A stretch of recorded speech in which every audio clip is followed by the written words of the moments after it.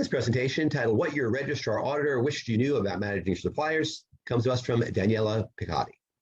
Daniella has more than 25 years of experience in supplier quality management across an array of industries, including aerospace, medical device, and nuclear energy. Currently, she's the principal at QMS Alliance, a quality management systems consultant, in addition to being a certified ISO 9001 lead auditor and an AS 9100 auditor serving 2 certification bodies. Daniella is an instructor for ASQ, providing instruction on root cause analysis, supplier lifecycle management, supplier risk management, and supplier audits.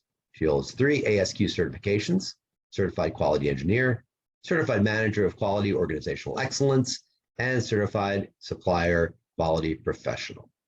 And with that, take it away, Daniella. Well, thank you, Mike, and thank you, Exemplar Global, for this opportunity. It's my pleasure to share my experience as an ISO 9001 third-party auditor on the topic of supplier management. As the supply chain is growing globally these days, supplied products, processes, and services are becoming more important across all industries. This means that managing risk in the supply base is also increasing in importance. So the objectives of this webinar is to review the specific requirements in the ISO 9001:2015 standard as it relates to supplier management. We'll offer some guidance for internal auditors, as well as those functions supporting supplier management, on how to approach compliance to these ISO 9001 requirements related to suppliers. We'll dive into what a third-party auditor looks for and what you can apply that same criteria for internal audits. And finally, we'll review some references that you can access to support you in this process. The 9001:2015 standards clause related to supplier management is 8.4. This clause has 3 sections. The first is 8.4.1, control of suppliers in general. It encompasses general supplier management process requirements. It includes requirements to determine the controls your organization would have for suppliers that provide products, processes, and services directly to your organization that you in turn incorporate into your own product, assembly, process, or service. And what controls you would have for the suppliers that send products or provide processes and services directly to your customer. Next, it talks about determining the criteria for evaluating new suppliers for products, processes, or services, selecting suppliers based on things like past performance, capabilities, etc., and monitoring supplier performance. Which suppliers should you monitor? What data should you use to monitor performance? And finally, what criteria do you use to reevaluate suppliers for continued use, discontinuing use, or expanding usage? Some guidance in this section. Let's review a couple of topics here. First, defining what is a supplier is important. If your organization has a corporate headquarters or associated facilities or companies, they are considered suppliers and need to be managed. In the event a supplier is directed by a customer or a parent company, you are still required to manage them just like any other supplier.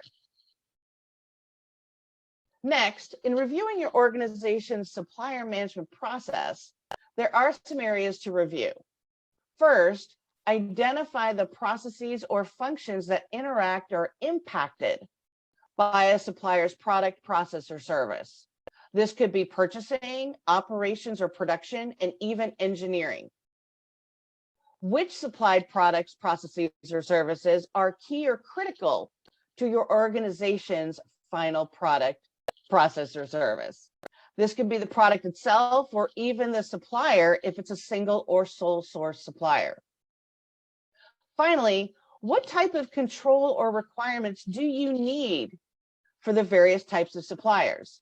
That is to say, not every supplier requires the same level of oversight or control. For example, if you buy catalog parts from an industry distributor, the controls would not be the same as those you would flow to a company that manufactures parts to your own designs or specifications. These controls referred to are like quality management system requirements.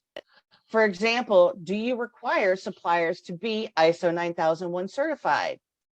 Or do you require review and approval of supplier processes or work instructions? Some audit process questions that you could consider.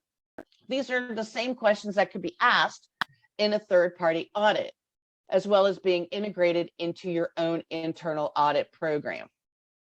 These questions assess not only are there processes in existence, they also assess the understanding of those processes by the people performing them. For example, are buyers or purchasing agents or other functions aware of this process? Do they understand their role in the supplier management or supplier evaluation process? The second and third questions delve into how the supplier management starts in evaluating and selecting new suppliers. There can be different criteria for different suppliers. There may be fewer criteria for catalog suppliers versus more stringent requirements for suppliers or parts that are deemed important or critical. Reevaluation refers to a periodic review of a supplier for either continued use, discontinuing use or disqualifying a supplier from use, or even expanding business with a supplier based on their own expanded capabilities.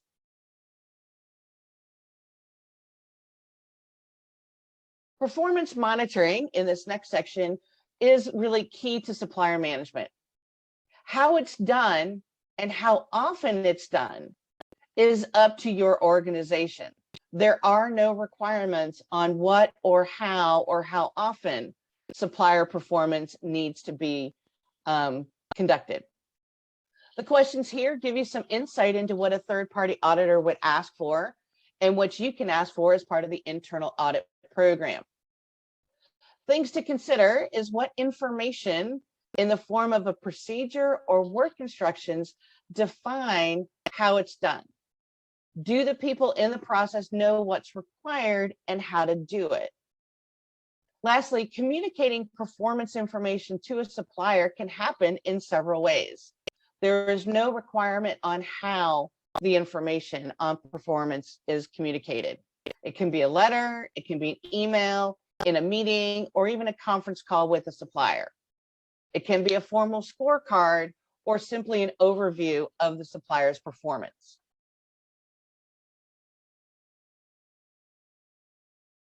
So in this process of, in general, supplier management, what should an auditor look for? Some suggestions for the types of information and evidence you should look for during an internal audit include things like a work instruction or a procedure, along with any relevant records to show the process was performed as defined.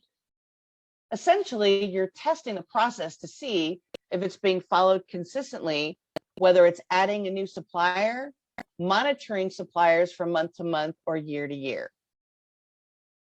Also, think about here if there are any actions required when a supplier doesn't meet expectations for on-time delivery or quality acceptance, if those are the performance categories you monitor and measure.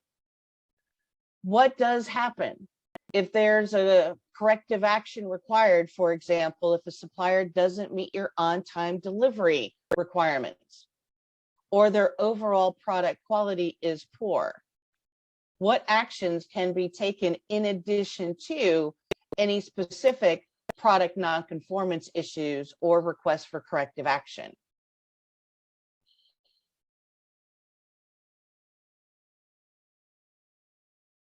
Other things an auditor can look for. Think about how does your organization assess a new supplier or even existing supplier that might be providing a new product, process, or service?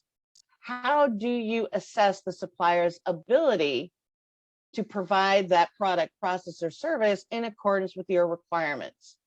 Is there a defined process, procedure, work instruction? Do you send a survey to every supplier, new suppliers or existing suppliers, to understand their capabilities and their ability to meet your requirements? Are there any records for that activity? The documentation you have to support how suppliers' capability is assessed is key to ensuring compliance to this section. Again, whether it's a survey, a scorecard, or some type of reevaluation of capability are acceptable records or evidence for this type of requirement and process.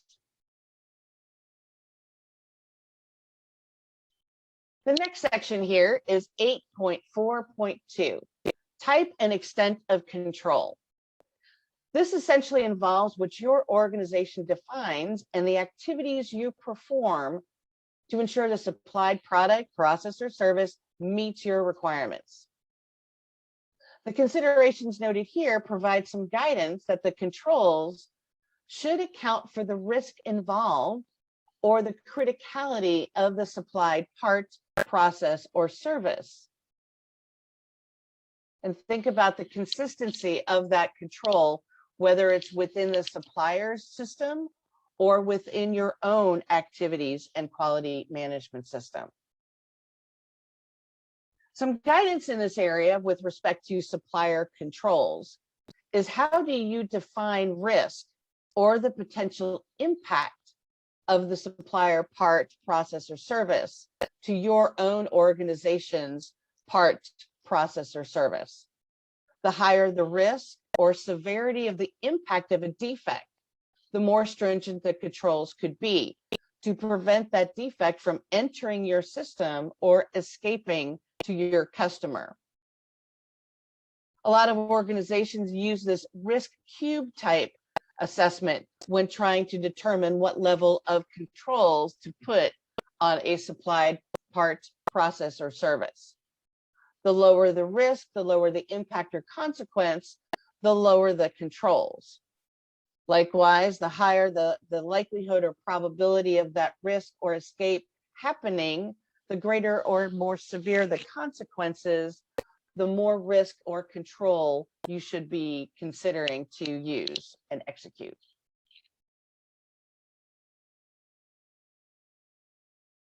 Some process audit questions related to type of control. Think about how those supplier controls are determined.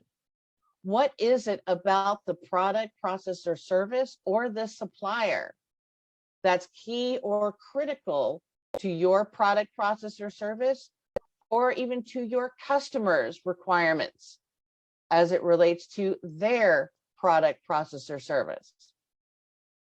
The controls can vary depending on the type of product being ordered, how defects could impact your product, or how they could impact your customer. Not every control is applicable to every supplier. Again, low risk suppliers, low risk controls, high risk suppliers, higher controls, higher oversight, higher engagement. So what should an auditor look for in this type of control kind of requirement? These are just some examples that a third-party auditor would look for when auditing this section, and internal audit programs can use these as well. This list is not encompassing. There are certainly more examples that could be listed, but let's just review a few. You could require that a supplier be ISO 9001 certified or compliant to the ISO 9001 standard. Requesting a copy of any audit reports they have from their third party, or even a customer audit if they're willing to share that, as well as getting a copy of their ISO certificate. You could look for process approvals from different industry standards or if industry auditing companies that could give you an idea of how well or mature their processes might be. For example, in the aerospace industry, there is a process approval organization called NADCAP for special processes like plating, welding, X-ray inspection. If supplier personnel need to have a qualification to be a welder or to solder components on a circuit board, you can ask for those certifications as part of that control. Incoming or receiving inspection or test is the most common control used. You can look for process or different criteria for the receiving inspection activities, whether it's reviewing a certificate of conformance, certificate of analysis, reviewing any test or inspection results submitted by the supplier. Some inspection criteria could even include using a sampling plan or possibly requiring that all products received be inspected in some way. If a supplier is required to submit any type of SPC or statistical process control data, is it reviewed at receipt? Who does the review? Again, this list is not exhaustive, but thinking about how your own organization controls the product, processes, or services it gets from suppliers.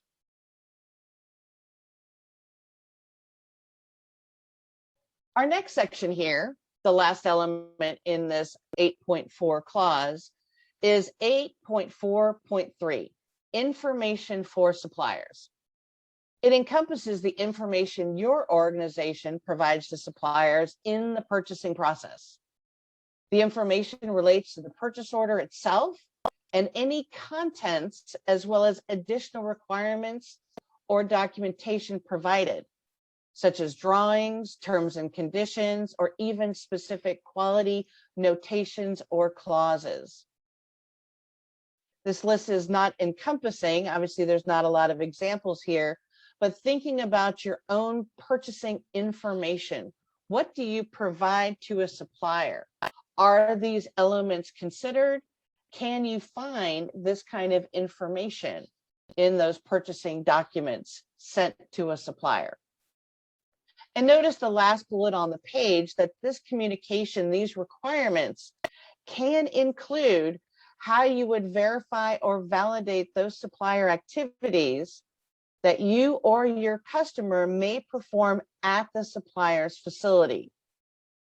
That information and those requirements would need to be communicated in those initial purchasing documents to ensure the supplier is aware of your intention, because there could be a lot of coordination involved between you and your customer and the supplier to conduct those activities, those verifications or validations. Some guidance with respect to providing information to suppliers. The clarity and the clarity and the controls of those requirements. How you provide the information. Is it obvious to the supplier what information is being requested? What requirements are being flowed? What controls, such as customer inspection, source inspection, or approvals, are included in those documents? Thinking that there should be some type of review to ensure those requirements, be it a drawing, catalog, model number, part number, revision related to those drawings or model numbers. What's the response time or delivery date being requested? Do you have any requirements regarding change notifications? If a supplier changes a process, a raw material or component, or even a sub-tier supplier, do you require that they notify you, or are you required to give your approval before those changes occur? Also think about if you have any requirements to be notified of any non-conformances the supplier may experience. If you provide material or equipment to the supplier for use in their process or manufacturing, are they required to notify you if there are any issues or failures related to that material or that equipment? Do you need to approve any scrap decisions related to their manufacturing process or the material that you supplied.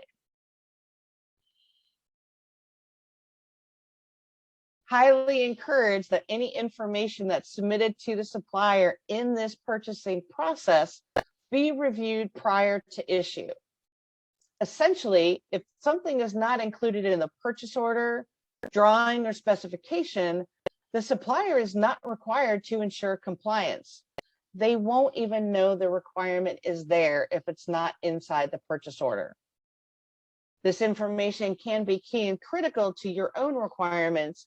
So if it's not included, you may be doing your own organization a disservice. The guidance kind of goes on to say, thinking about how you communicate those requirements to the supplier. Also think about your requirements in supplier communications in general.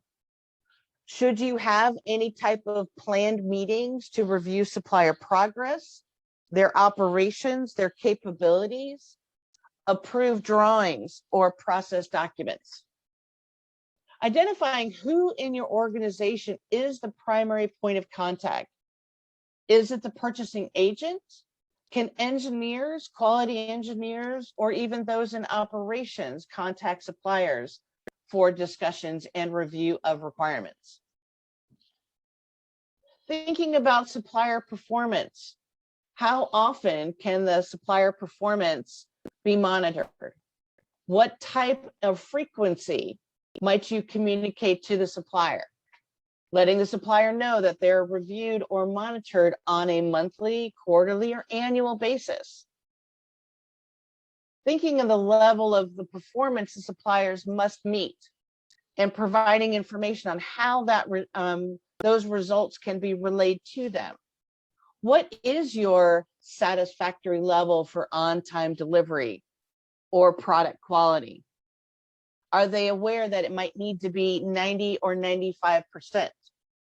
What, if any, actions might you take if they fall below that minimum or satisfactory level?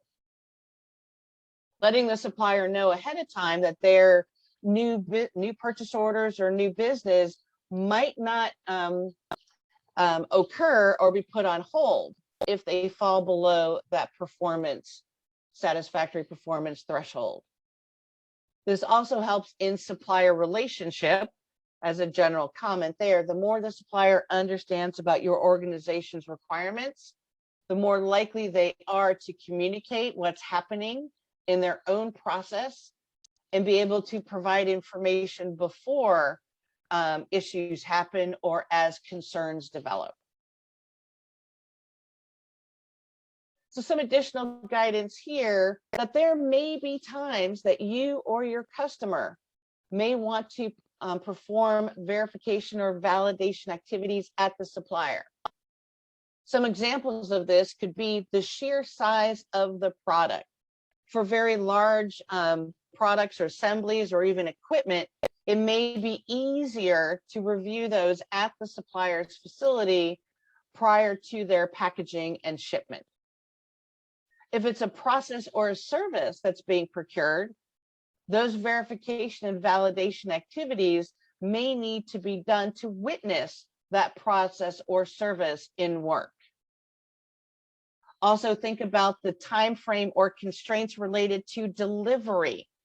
If things need to be shipped to a different location, or if there's an expedite of that delivery process, it may be easier and more efficient to evaluate those things at the supplier's facility. How is that communicated to the supplier? How is that information documented within your own organization? This is very key. Think about providing the information. How early does the supplier need to contact you to set up or coordinate that activity? Can you waive the activity, as in not perform it based on timing? How would that be documented? These are things that you can certainly ask within your own internal audit program, as well as verifying the documentation and records exist for this activity. So what should an auditor look for in this area? Asking things like, show me how you communicate requirements to suppliers. That's a great open-ended question where you can be working with your purchasing function and or others involved in the purchasing process. So thinking about how you might look for that information.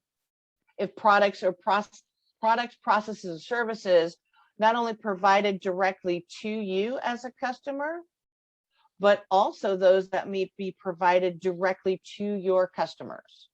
What information or evidence do you have or can you review to ensure that things that might be sent directly to your customers do meet your requirements and expectations?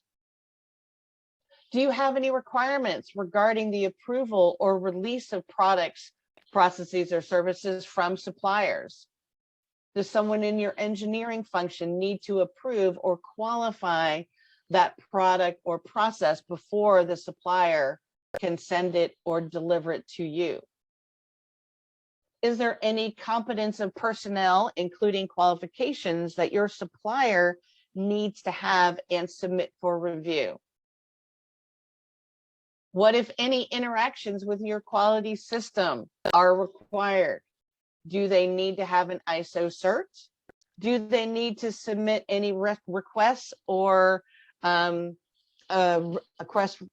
for approvals or deviations, asking for revisions or updates to drawings? How do you control and monitor your supplier's performance? Do you communicate that to the supplier? And then what, if any, activities that you or your customer may perform with the supplier, how is that communicated?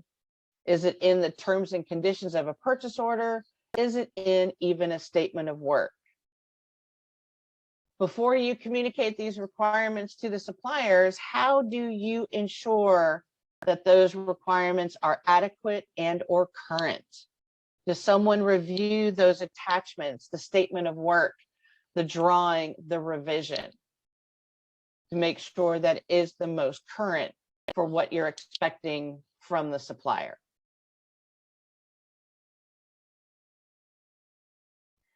So let's do a little review, summary, if you will, wrapping up all these sections in this ISO 9001 standard called external providers or suppliers. The process of supplier management as it relates to compliance with ISO 9001 does not need to be complicated. You don't have to have a software system to do all of this.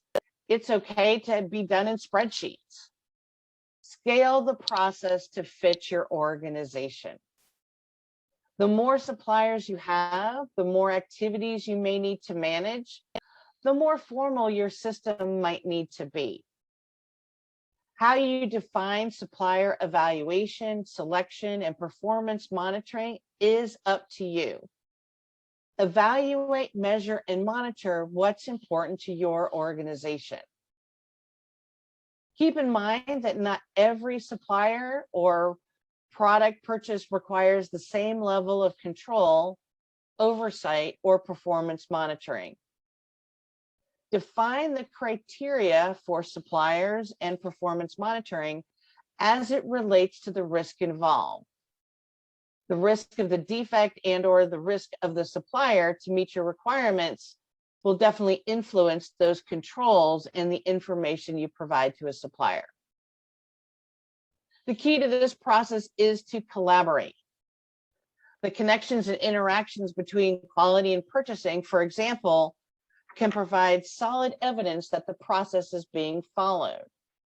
These elements, these questions, this guidance that we've talked about today can be included into your internal audit program, as well as helping you prepare for that next third-party audit, whether it's ISO 9001 or even other ISO standards such as 13485 or even AS 9100.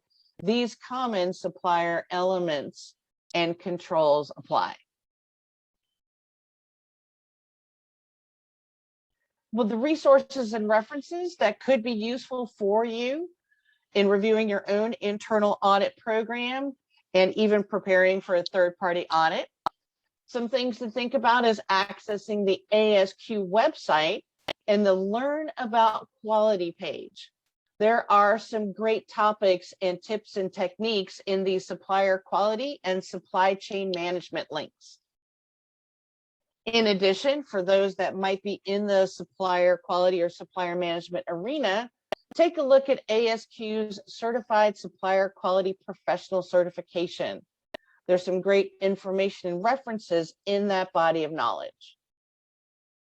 In addition, the memory jogger, the ISO 9001:2015 from Goal QPC, is a great, literally memory jogger or cliff notes, if you will, for some guidance and examples on 8.4 for managing external providers. And lastly, there's a great publication from the ISO organization for small enterprises, what to do, advice from the ISO TC 176. There is a purchase required for this as it is part of an ISO 9001:2015 standard set. And I provided the websites there for all three of these references and resources for you. So I hope you've learned a little bit about how to manage suppliers, how to incorporate these topics into your internal audit program, and how to help you prepare for your next third-party audit. So again, thank you so much, Exemplar Global, for giving me this opportunity. And I wish all of you that's watched this presentation luck in your next internal audit or third-party audit. Well, thank you, Daniella Picciotti, for that look at managing and auditing suppliers. And that concludes this presentation.